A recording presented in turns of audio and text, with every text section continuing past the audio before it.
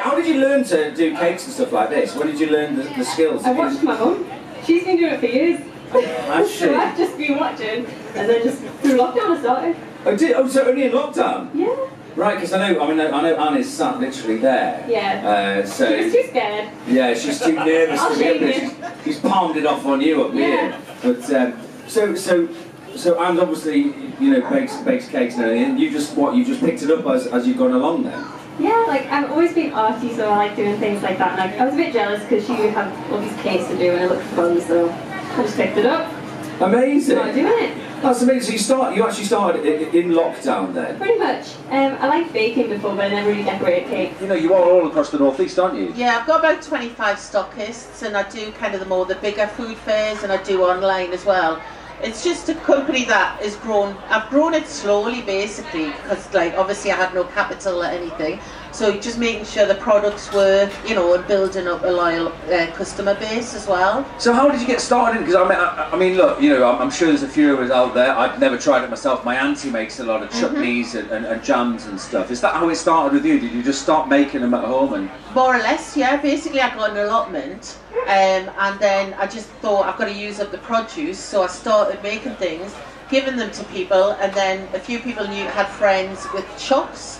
And they said, oh, we'll try some. So then it kind of evolved into something else, basically, and then started selling in shops. So basically, it's a hobby that's got out of control. What do we need to do first? Right, okay, so you need some gin, you need juice of a lemon, you need obviously some gin marmalade, and I've got some sugar syrup as well. That just softens the gin, but if you haven't got that, don't worry. Right, You okay. can make your own, or it doesn't matter. It just means your cocktail will be a bit stronger.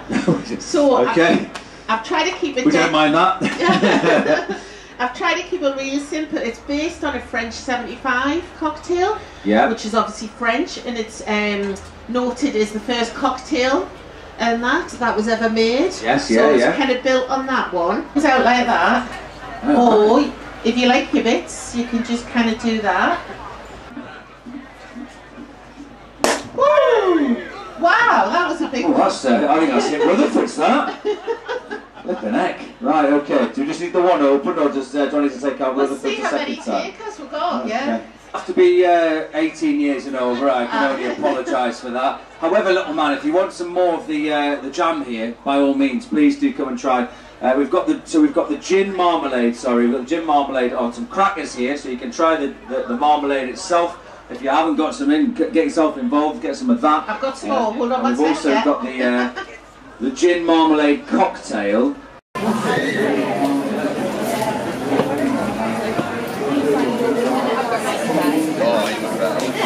you go. Cheers guys, thanks a lot.